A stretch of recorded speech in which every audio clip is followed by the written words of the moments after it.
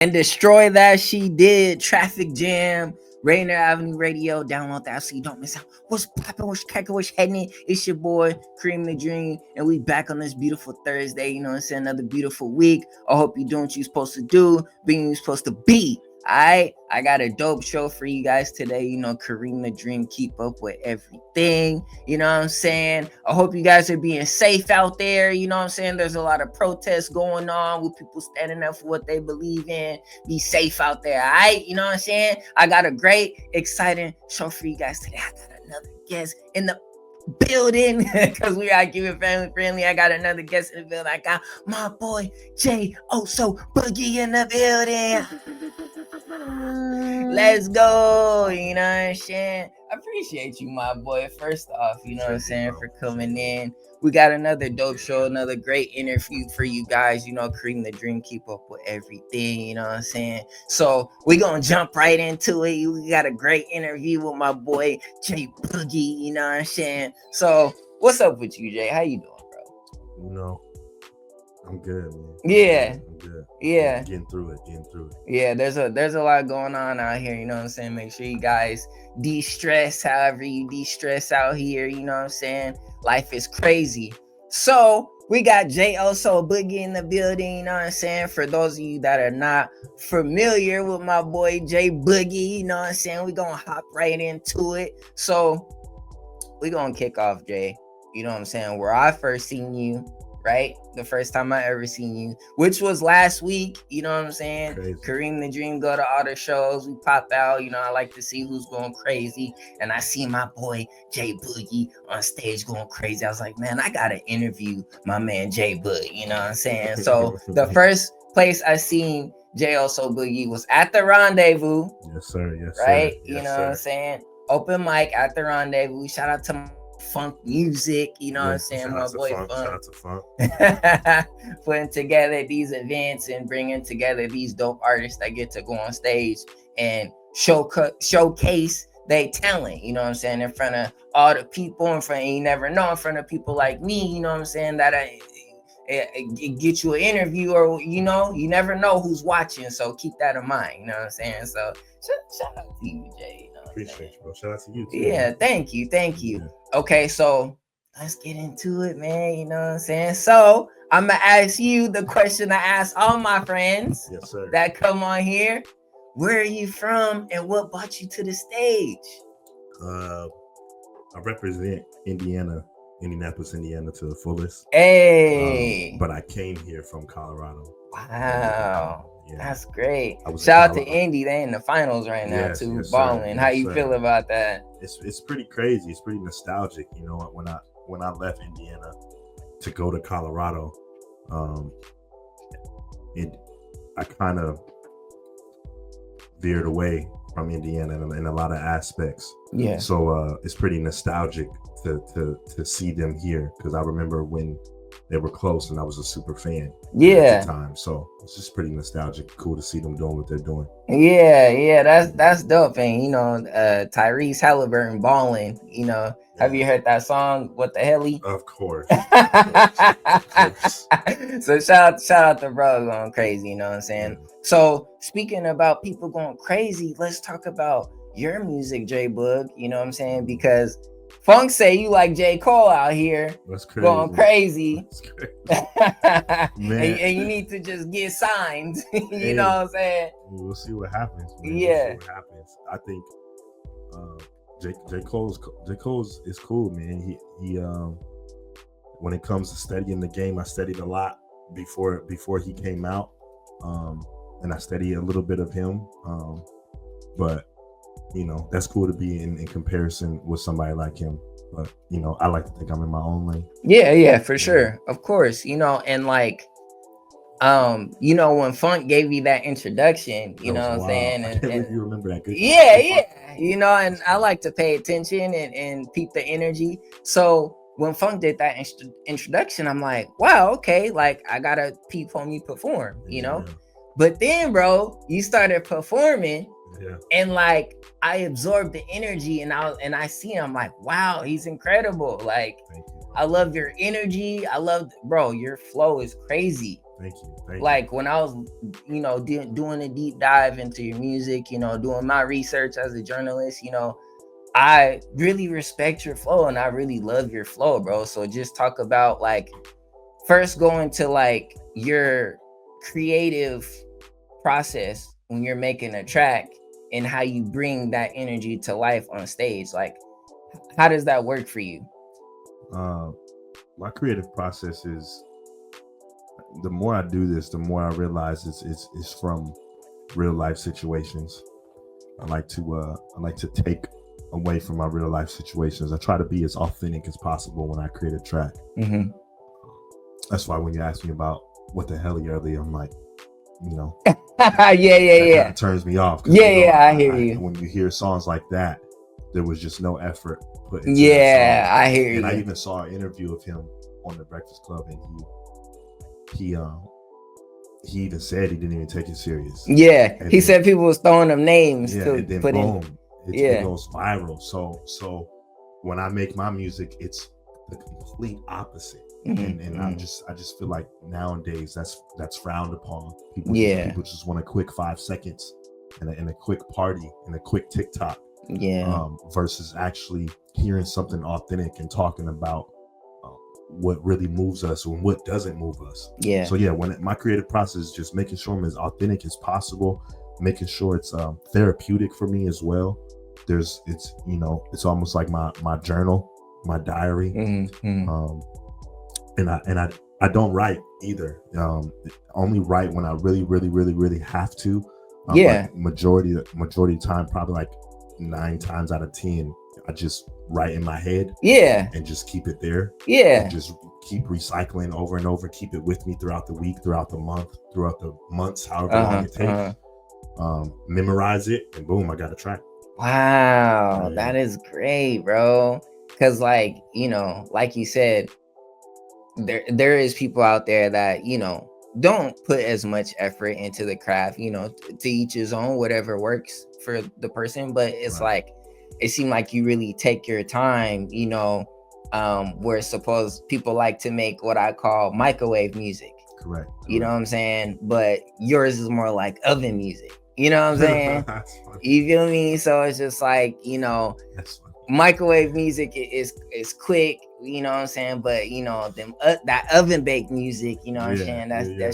That's really where the home is, where you getting full, you feel me? Right. What Lil Wayne? What was it? Cash Money, 400 degrees. Yes. Let that sit for a second. You know what I'm saying? Facts. Pop it out. Pause. That's what I do. That's what I do though. Yeah. And that's great. Okay, so let's turn it back a little bit. Let's talk about like when you decided to get into music, when you started writing, and then talk about your first experience in the booth, actually recording yourself. That's an excellent question, bro. Yeah.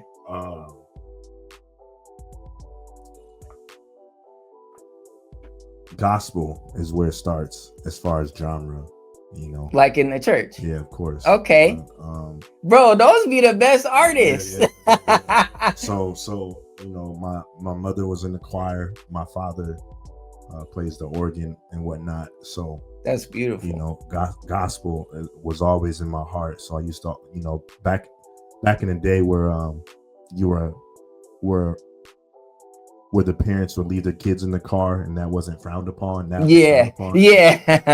My mother would leave me in the car and go to the grocery store, and I would play the cassette tapes, like Fred Hammond and Kurt Franklin, and all that. So we go from there, and then when we moved to Indiana, I just started discovering rap, and I never forget. Nelly had this song called Na Na Na Na Na. Yeah. You know that song? Yeah. But it was popping at one time. I was in the 6th grade and I'm running around. Na na na na na na. Love that song. Yeah. And this white dude named William Heath, we used to live in a hotel and he was the front desk clerk. And I came down to the lobby and I was like, yo, man, you heard this Nelly song? Na, na na na na na. And he looked at me, he put the headphones on, took the headphones off. He was like, you think that's real music? Yeah, I'm sorry, yeah. Nelly, if you hear this. Right. And I was like, what you mean? I'm in the 6th grade. Like, what? Yeah. This is fire. He said, you know what? I'll be back. He said, I'm gonna make you a CD with real hip hop. Wow. And sure enough, the following week he came back with a CD. This is when we used to burn CDs. Right. Yeah. And he wrote real hip hop on it. And I'm in the 6th grade. I popped that joint in my Walkman, and that's when I got introduced to Far Side.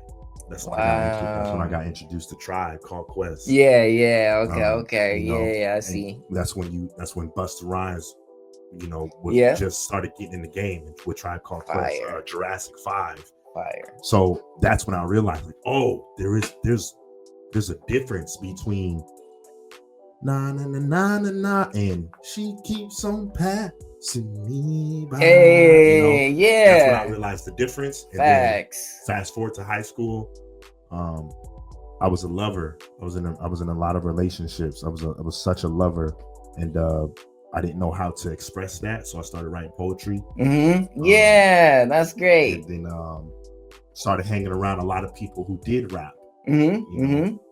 Shout out to Chuck, man. I remember he got out of prison and he used to like beat on his chest and do that rapping thing. Yeah, facts. My guy Ty used to do the same thing.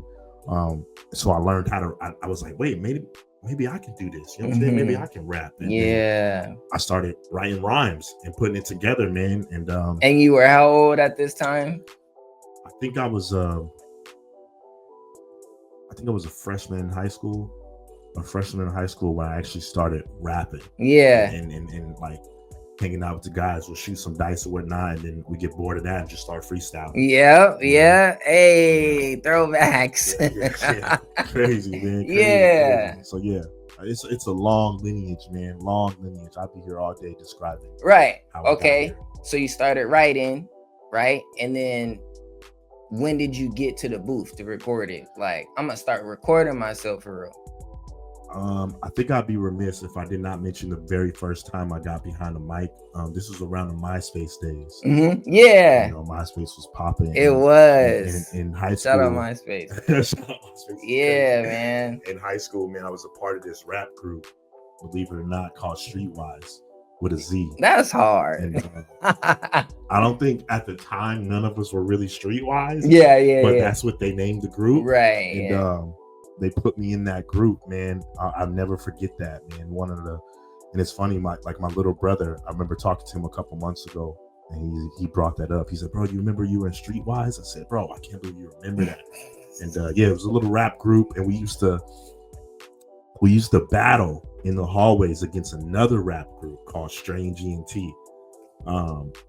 That's cool. And not to be confused with Tech Nine's joint, but yeah, we used to battle in high school, man. And then so Streetwise was like, yo, we gotta make music, we gotta start recording. And we went over to this guy named Rodney's house, I believe, and he was a part of Streetwise. And that's when I discovered the microphone and putting my voice on a microphone, and then we posted it on MySpace.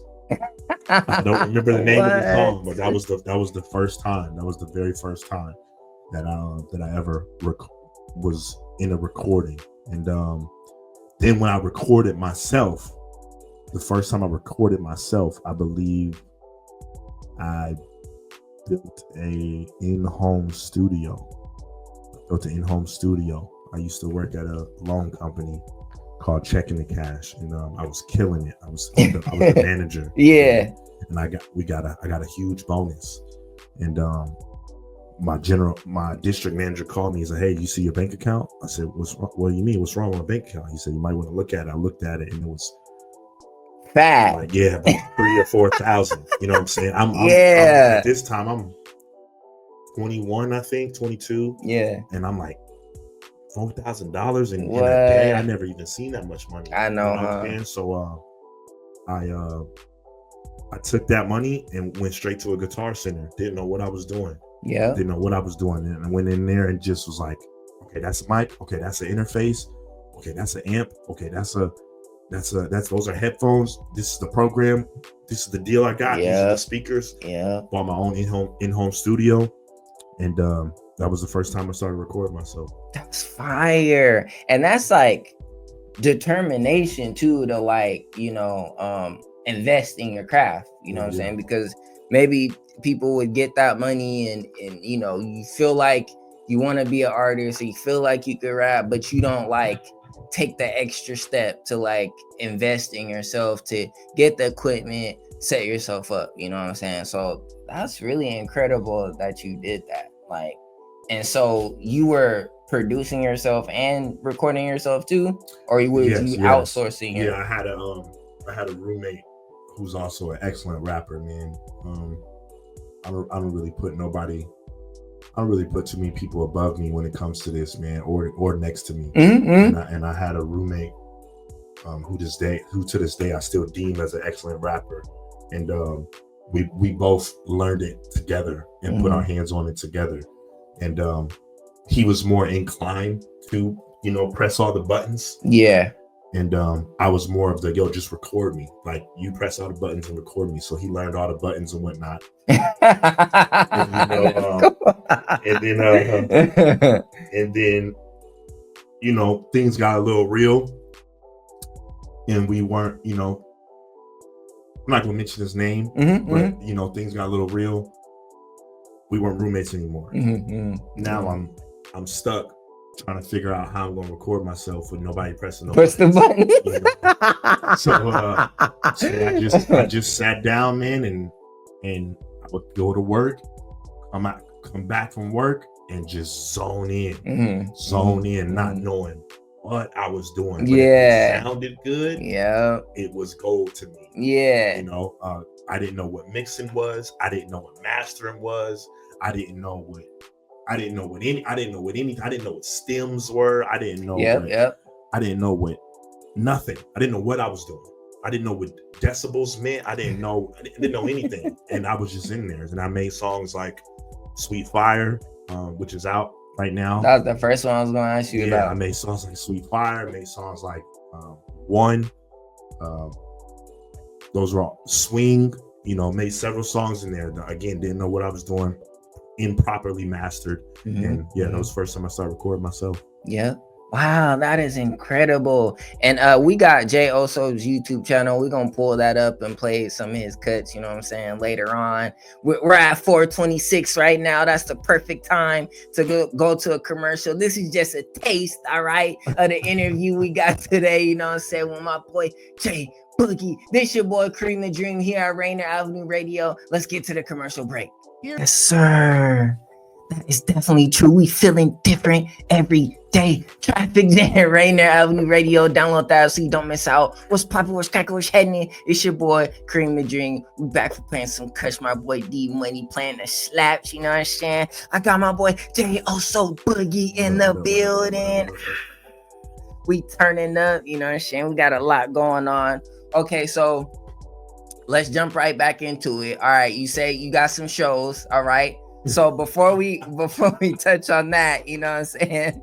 You could have saved that. It's okay. Yeah, no, you know what I'm saying? But we're going to talk about the music first, you know what I'm saying? Whatever you want. So we're going to jump into the music because, like I said before, like, I love the way Jay Oso spit, you know what I'm saying?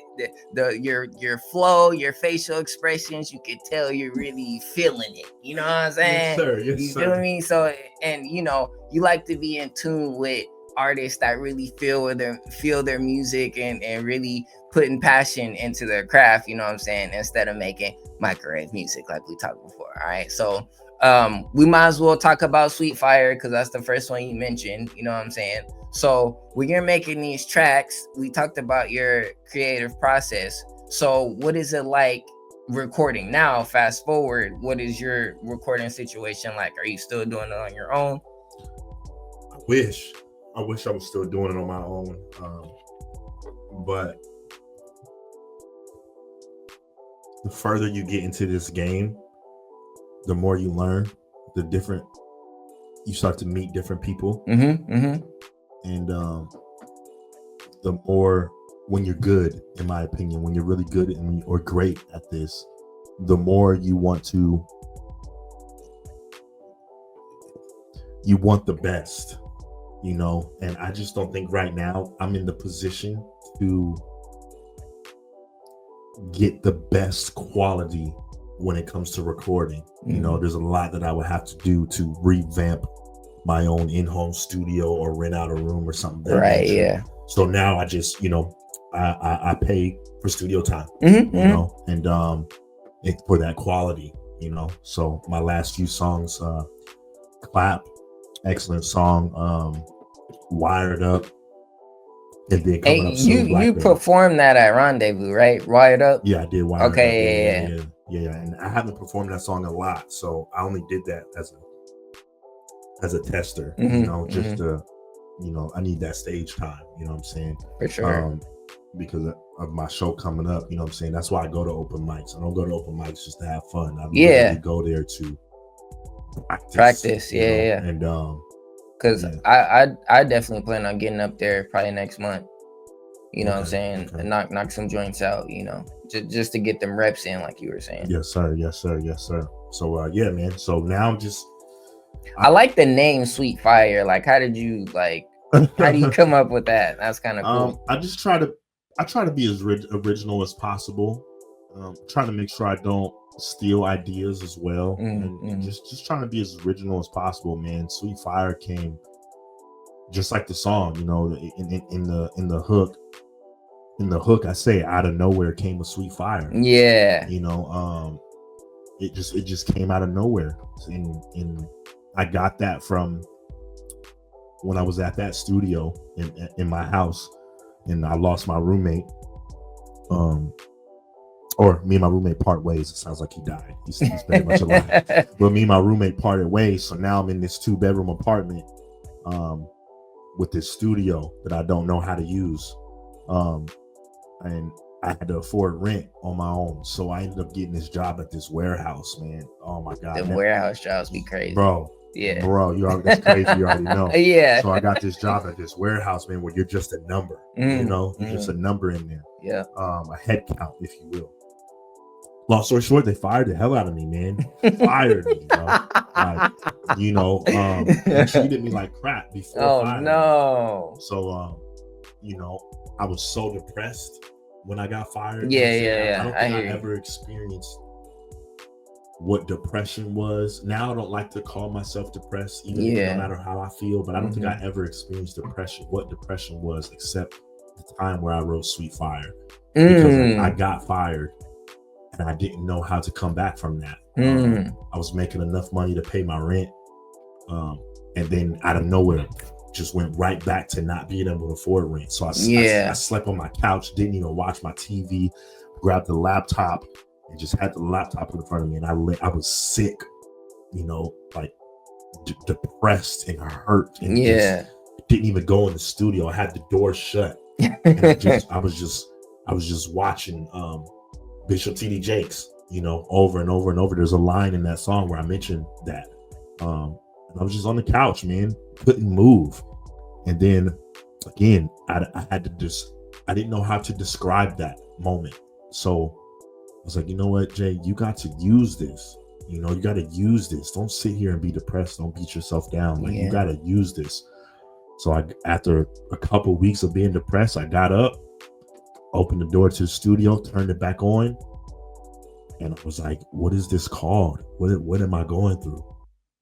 I was like, man, this is a sweet fire. It's not meant to destroy me, even though it may burn. You know, I may get 3rd-degree burns. I may have scars and my skin is melting and it may hurt, but it's not meant to kill me. So that's what a sweet fire is. Wow, that's wow, that is that was great. That's a great explanation, bro. And it literally lit a fire under my, you know, literally, like I got my confidence back. I got my strength back.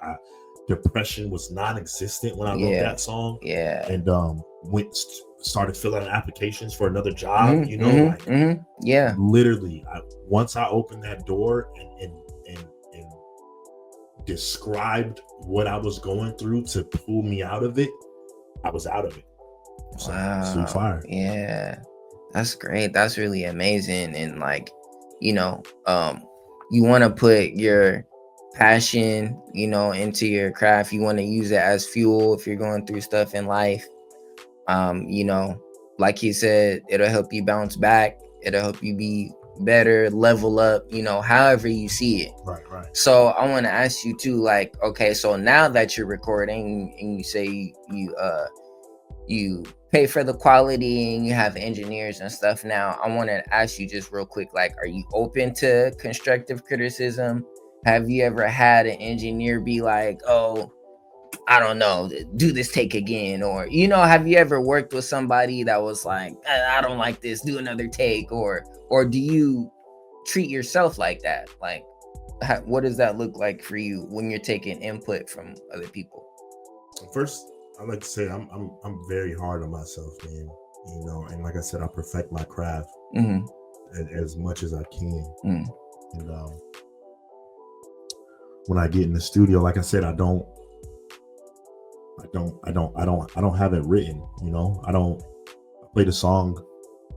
I have a new song coming out called Blackberry, and I played it for a friend of mine the other day, and she was like, "Yo, this is so good. Can you show me the lyrics?" I said, "There aren't any. It's just in my head." Yeah. She's like, "What?" I was like, "Yeah." So like, I go into the studio, and it's not like I'm reading something. It's literally embedded in my brain, in my soul, because I feel like I can keep it authentic that way. I never forget, man. I had a friend tell me something when Kendrick Lamar first started popping. I had a friend tell me, "Yo, I don't like Kendrick Lamar," and I was so shocked. This was years ago. What? You don't like Kendrick? Yeah. He's like, "Bro, if you listen, you can just tell. It sounds like he's just reading off a paper." He's like, which is not bad. But the fact that it sounds like it. It sounds like you're just scripted, going A, B, C, D, E, F, G, H, I, J, K, L, M, P, and you're just reading that. And I understood him. I understood what he meant by that.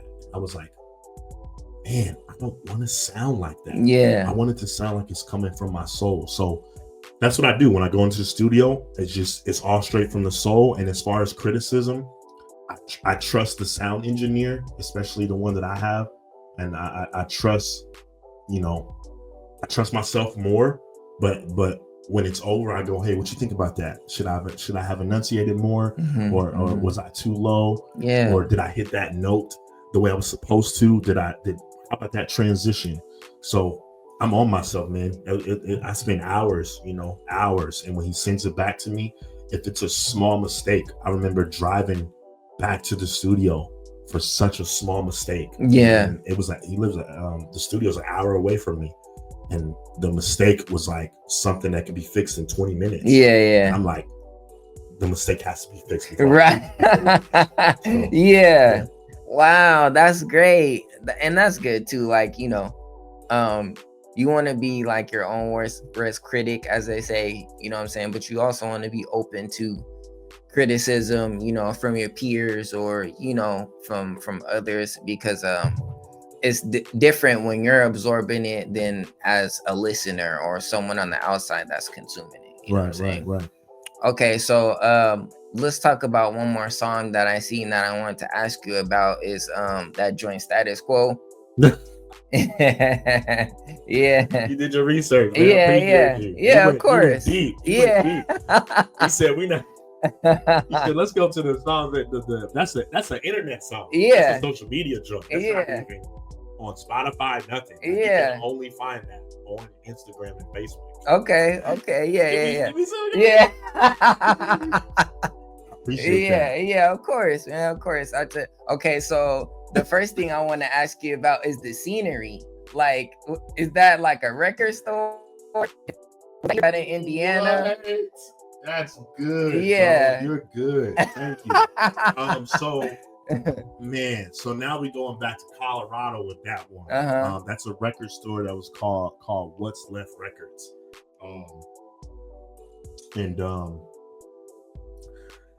The owners of that used to have this dope venue called the Flux Capacitor. Oh my God, wow. It was so fire. It sounds cool. So where you would go in there, you could bring your own alcohol, and they would just have the dopest performances there.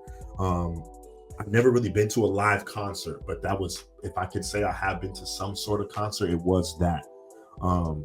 The Flux Capacitor was so cool. They had to shut down due to like some fire hazard or whatever. A few years go by, and they create What's Left Records, which is a record store about what's left, I believe. Yeah.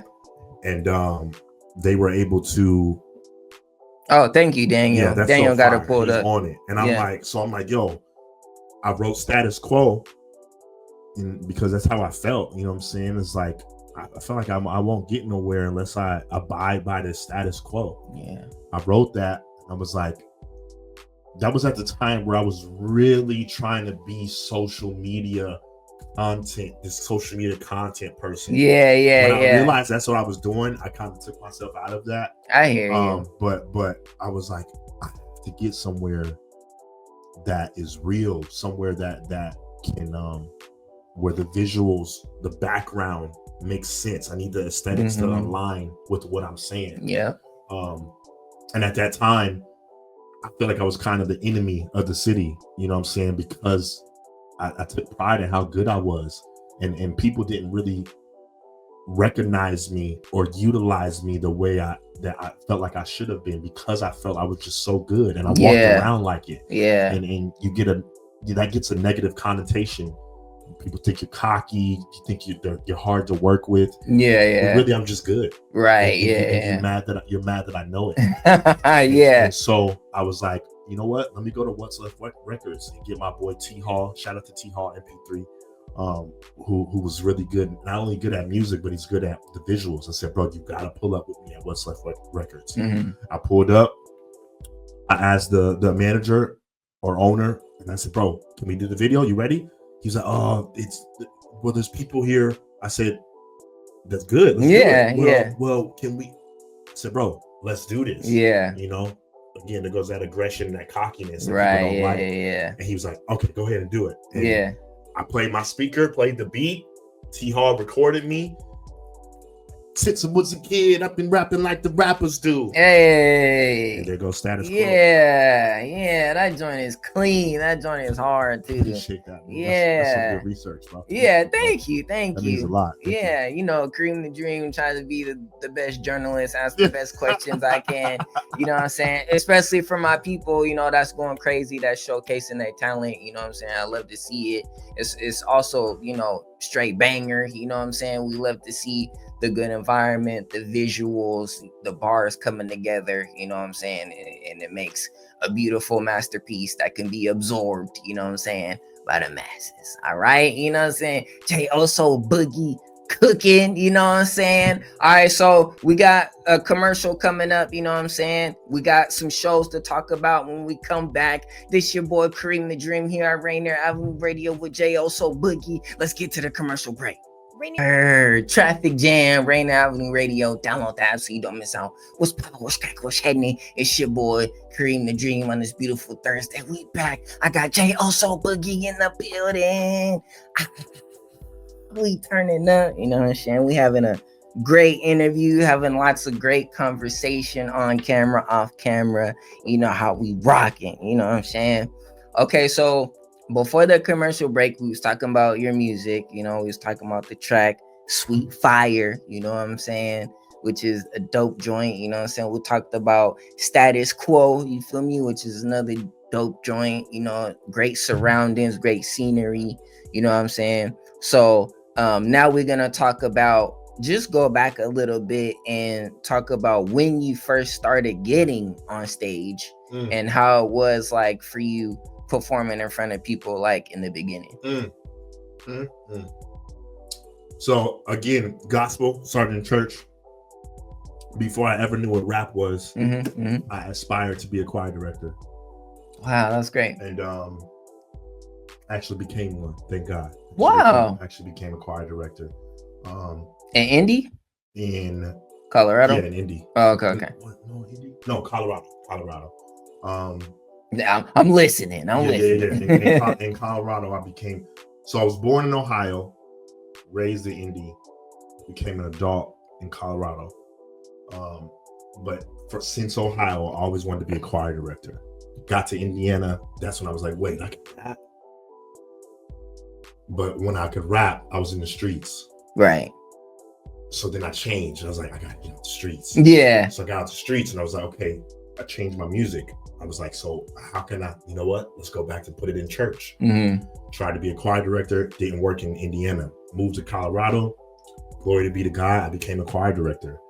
And so if you want to talk about stage, I feel like as far as musicianship in front of people, that's where it starts, is being a choir director. Yeah. You know, being able to direct a choir in front of a congregation. Mm-hmm. Mm-hmm. So you're dealing with two aspects. Yeah. In front of me, in front of you, Mhm. and behind. Yeah. You know, performance, you know. So then as far as first time on stage, rest in peace to my friend Sky, who also gave me my name. But Sky, I remember telling him that I could rap. You know, this was when I was like 23, 24, I think. And I remember telling him I used to go over his house all the time. We used to play 2K. And I told him, hey, man, you know I'm a rapper, right? Mm-hmm. I showed him a couple of my songs. Yeah. Or whatnot. I didn't have any songs at the time, actually. This was before the studio, all that. Mm-hmm. Before I even had my name. And I just rapped. This is when I just had things. And I just vocalized. I'm like, yo, this is what I did. Yeah, like yeah. So, you know, he's all, that's hard. That's dope. That's yeah. dope. Fast forward, man. I was struggling big time. I was living in a hotel. Mm-hmm. And I had 2 jobs, rinky-dink car. Mm-hmm. One job was all the way down south. One job was all the way up north. Dang. I worked at a furniture company, and then I also worked at Burger King. Yeah. And grinding. I had to work both those jobs in the same day one night. I was dumb sick. I was so sick. And I was like, I can't wait to get off of work so I can go to the hotel and go night-night. I get off of work. I go to the hotel. Sky lived across the street from the hotel. I go in the hotel. Get home. Take my clothes off. I'm about to go night-night. I turn all the lights off. I never forget, man. I hopped in the bed. My phone starts to ring. It's Sky. I'm like, I don't want to answer this because I want to go to sleep. Right. I'm so sick. Yeah. I was like, whatever. I can't answer. He's like, Jay Boogie. He used to call me Jay Boogie. Yeah. And first one to ever call me that. Yeah. And I'm like, yo, what's up, Sky? He said, what you doing, bro? I said, bro, I'm dirt sick. I just got home. I'm about to go night-night. He said, no, you not. I said, what are you talking about? He said, and look, this is before I knew anything about what open mics was. This is before I knew what studio time was. This is before I knew what a studio, how to operate one. All I was doing was writing rhymes and rapping to myself in my bedroom. Right. And he goes, and I was a choir director. And he goes, yo, you're not going to sleep tonight, bro. He said, get up, get dressed. I'm about to take you somewhere. I was like, bro, I'm sick, Sky. I'm going to sleep. He said, bro, forget that, bro. Get dressed. I'll be there in 5 minutes. Yeah. He hangs up the phone. He doesn't even let me answer. I'm like, what? I put on some clothes. I come downstairs like, bro, where are we going? He said, trust me, bro. Yeah. Trust me. That's when he drives me to my first open mic ever. Wow. And we get there, and it was a rule. If you're not performing, you have to pay $5. So obviously Sky is not performing, but he paid $5. Right. We're at the front desk lady. She's like, so what about you? And Sky just looks at me. Right. And you paying or not? And I'm like, and I was broke. Yeah. And I'm like, so you mean to tell me I can perform? Yeah. And she's like, yeah. Yeah. So I look across the wall and I'm like, I see a stage and lights. And I was like, nah. And he said, you sure? I said, I'm good, bro. I'm good. I'm just gonna chill. Yeah. Said, all right. He pays my $5. So we go sit down. It was a speakeasy where you could smoke. If we in Colorado, you can smoke weed inside. Yep. So we're sitting there smoking weed. People get up. People start to perform, and all I can think about is I gotta rap. And I said, I looked at Sky. I said, bro, I think I'm gonna get your money back. Yeah. And he's like, Jay Boogie. Facts. And I went up and said, hey, I need my money back because I think I'm gonna perform. So she gave me $5 back. She said, okay, write your name down. and that's when I wrote for the first time ever, J Oso Boogie. Ah. And when I did that, I went to perform. It was my first time on stage, and I'll never forget. They were like, "Yo, we got our next performer up, J Oso Boogie." First time I ever said my name, and I get on stage, I rap something that I just been writing in my room. Yeah. No hook to it, just words. Yeah. I'm not joking, bro. As soon as I start rapping, maybe 10, 15 seconds in, as I'm rapping for the first time on stage in front of people, right? People take up their phones, and I just see lights. Start recording you. And as I'm rapping, yo. Yeah. I'm like, this is what I can do. This. Yeah. Wow, that's an incredible story.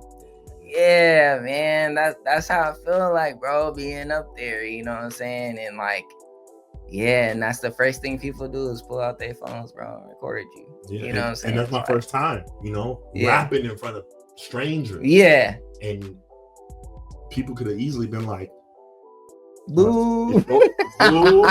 Or it could have just been background. Right, yeah. I could have just been background noise, but no, people were attentive to this little rookie. Right.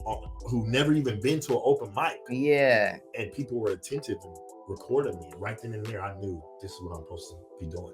Wow. Wow, that's incredible. Rest in peace. He passed away in a car accident. Oh, no. Yeah. So, yeah, shout out to bro, man. Shout out to people that like encourage us, are a part of these stories. You know what I'm saying? The people that's with us that encourage us to do good and, chase our purpose and do what we're supposed to do. You know what I'm saying? Yes, sir. It's great. Okay, so we got 15 minutes, you know what I'm saying? So we're going to jump to the future. You say you got some shows coming out. Yeah, June 28th, I got a show called Wired Up. I'm calling it Wired Up because it's the name of one of my songs, and also how it's going to be presented. I got a band with me for the first time. Bro, that live band is fire too. Yeah. I got a band with me for the first time, and shout out to my sound guy who's going to be he's going to have us wired up like the professionals that I am. That we are. And we're actually going to have like earpieces and and whatnot. I like that. Yeah, that's fire. So wired up. So June 28th at Bulldog News. Food, drinks, ice cream, no alcohol, obviously. Okay. And it's going to be filmed, so people should really show up to that. It's going to be a big deal. Shout out to my guitarist Casey. Shout out to my drummer G, but goes by Zaytree. Pianist Max Kulanich, and bass player Gabe Reyes, man. So all people I've seen throughout the scene in Seattle. Max goes to my church, and then the other guys I seen throughout open mics. And my drummer actually found me. He saw one of my videos, and he liked my music and shared one of my videos. Then I found out he could drum. I'm like, bro, you down? Yeah. I asked the guitarist last minute when we were about to meet up. I just had a bass player and a drummer, and we were going to meet up. And I hit up Casey. I said, hey, bro, I need a guitarist. He said, bro, I'm there. What time? Yeah. And wow. Yeah, that's beautiful. And like I said before too, bro, you never know who's watching. You know what I'm saying? So for his drummer to find him, or for people to come and find you because they seen something dope, you know what I'm saying? It's great. That's how you attract the eyes. People be like bugging out like, oh, I don't want to do this if it's only this many people here and this and that. It's like, bro, that does not matter. It's a chance for you to get on stage, get another rep, get another performance under your belt, and you never know who's watching. Never. You know what I'm saying? Never. Yeah, so make sure you go crazy. You know what I'm saying? Okay. You feel me? So, okay, Jay. So you're doing your shows, you got your music, right? You're on track, you're in the studio. So what is success for you in this entertainment industry? You're a rapper, you're an artist, you're a performer, you're an entertainer. From your perspective, what does success look like for you? By the way, Wired Up show, Go to follow me, JLC Boogie, Instagram, Facebook, YouTube, wherever, Spotify, all that. But there's a link on my Instagram. Click that link and you can get yourself a ticket for Wired Up June 28th. Mm-hmm. What is success? Success to me is unknown. I like that. Unknown at the moment. Mm-hmm. I don't know what it is because I've had so much failure. Mm-hmm. Unknown. I would like to have an idea of what it may be. Whether that be paying rent with my music. Mm-hmm. Mm-hmm. That's a great goal. I think true success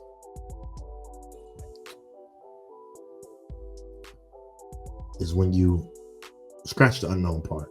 I think true success is when you have a team. When you have a team. When you have 5 to 10 people, whether that be the videographer, the manager, the photographer, the liaison, the friend, the finance guy, the sound engineer, when I have an actual team that is like, JLC Boogie, we stand behind you, because if we stand behind you, not only will you be able to feed yourself, but you'll be able to feed us. I think that's true success, is when everyone around, when the right people around me knows who's in front of them, is true success. I don't really think I have that just yet. You know, shout out to the band that's doing this with me on the show coming up. But as far as a true team, that's like, yo, whatever you go through, I'm going through. Whatever goals you have is my goal too. And I think that I'll be successful when I have a team. Yeah. Wow. Yeah, that's an incredible answer too. That's a great answer. Especially if you're an artist, you know, you're trying to be successful, you're trying to be commercialized to the masses, you know, it is great to have a team or have people that could push you, you know what I'm saying? I like that answer. Okay, so in the meantime, right? So the night we met, you touched on the subject and you mentioned that things were saturated, right? So if everything is saturated, what is driving you to keep doing music until you find that success? Jesus. Cause remember, you said you done lost jobs, you've been depressed making music that helped bring you out. Homeless. I was homeless moving out here. Yeah. So what's driving you to keep doing this until you find that team? You could be like, man, forget this. I don't want to rap anymore. Why you keep doing it?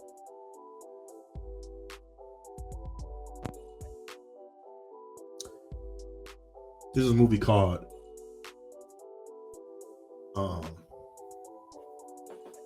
Blue Hill Avenue, gangster movie, right? Mm-hmm. And the lead drug dealer had a friend at a barber shop, an OG. Mm-hmm. And the drug dealers were super successful. And the OG realized that it was tearing down the community, even though they were successful. And the OG looked at the lead drug dealer and was like, well, why do you keep doing this when you see everything around you falling apart? And he said, because I'm good at it.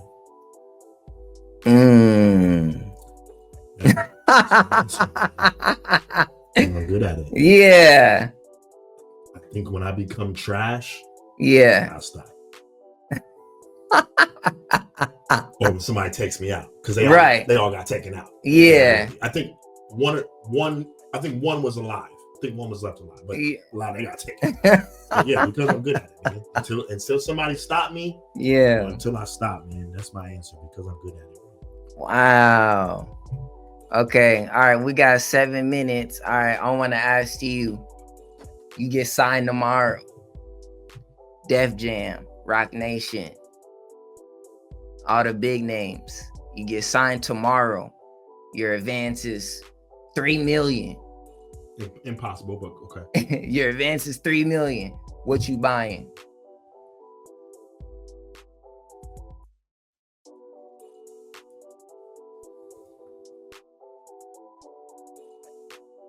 You know, we always say, get your mom a crib. I think I'll buy a team first.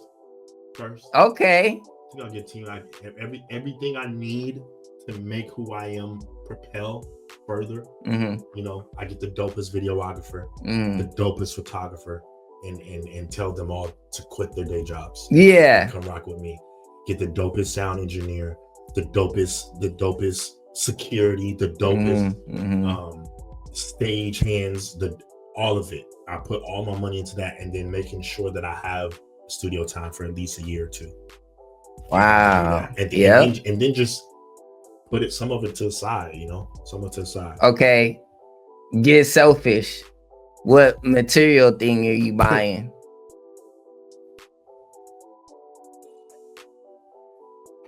I get a car that works. Some crazy Ferrari. No, a car that works. Just a car that works. A car that works. Maybe that's just me, man. I need the Flash. Where's the Corvette? Where's the Rari? Where's the Aston Martin? I need all the cleanest whip. Where the G-Wagon? A lot of my cars have been used, and I paid $2,000, $3,000 for it. Yeah, and I just have problems. Okay, so as long as I get a new car that will last me for years, I do that. My dream car has always been like a Honda Accord. What? Yeah, believe it or not, a brand new Honda Accord. Yeah. Okay. It's always been my dream car for sure. Yeah. Jay also is very wise. Okay. He's very, very wise and cautious. You know what I'm saying? Yeah, because I'm going crazy.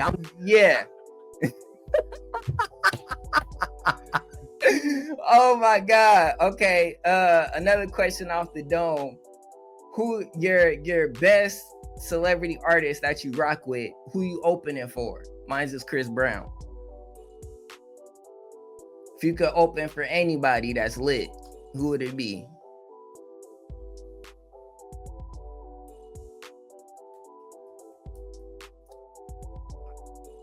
I can really care less. I'm sorry, bro. Okay, no, that's the answer. I truly think I'm really good at what I do. Yeah. Man. And I can't really see myself. A lot of people who get excited for opening people, 9 times, I've been in this game a long time. Yeah. 9 times out of 10.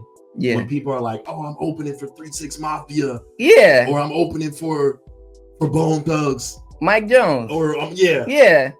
It's not like Mike Jones getting your number and y'all taking it or whatever. Man. 8 times, 9 times out of 10. Yeah. So even if I did open for somebody, it's not really going to do much. I mean, I would. It's not. So yeah, I don't really care. Yeah. As far as who I would write with. Yeah.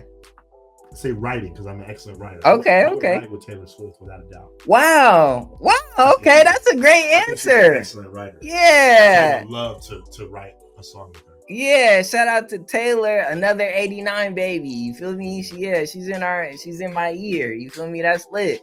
That's a great answer. Okay, yeah, Taylor, shout out to her. She's still cooking too, going crazy. Her tickets was like $900 at something crazy, dumb high. Like, what do you mean? Oh my God! All right, Jay. Before we get up out of here, message to the kids coming up. Advice for the YNs trying to be somebody. What advice you got for them? You know, the kids is the future.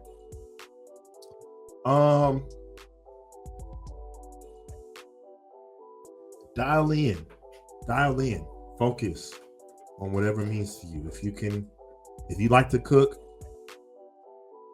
your ass off. If you like to paint your ass off. Yeah. If you like to argue, go be a lawyer. Debate team. If you're not scared of blood, be a doctor. Stuff like that. Yeah. Like, that's my advice, man. Just focus on what you are truly, truly good at. Yeah, that's my advice, man. Yeah, I've said that before too. You know, if you want to be good at something, hang around other people that do it. You know what I'm saying? You'll never know who you run into. You know what I'm saying?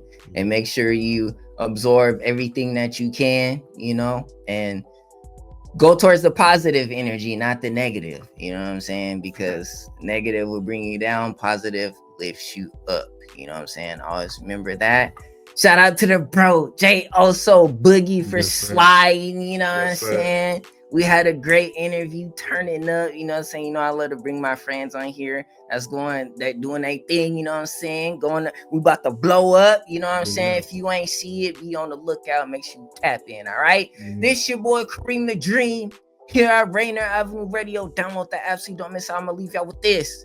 Take a shower, because some of y'all ain't showering. All right, take a shower. Pull up to my show too. Brush your teeth. June 28th. Pull up to Jay's show. You know what I'm and June 29th, I got a show at with Tailor Made Sounds. I'm gonna be with a couple people on Soul Cafe on the Water. So June 28th and 29th, follow me. Got some shows coming up, and yeah, like you said, take a shower. Do I? Am I good? No. Oh, why did you say that? Like what? I always say that. You good? Okay. I say that every show. You know what I'm saying? Cool, take a shower, brush your teeth, be better than you was yesterday. Take care of your mental health, my people, and be better than you was yesterday. I'm gonna holler at y'all next week. Peace.